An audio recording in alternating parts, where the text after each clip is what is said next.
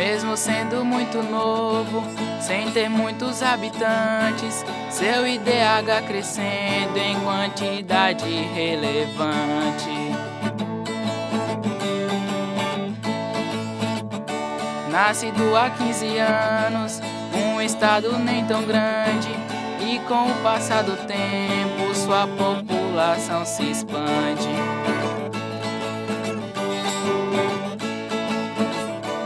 Lá tem a Pedra Pintada, a Serra de Tepequém, o lindo Monte Roraima, outro lugar assim não tem. Invista hoje para ganhar amanhã. Carpe diem, querendo sempre mais.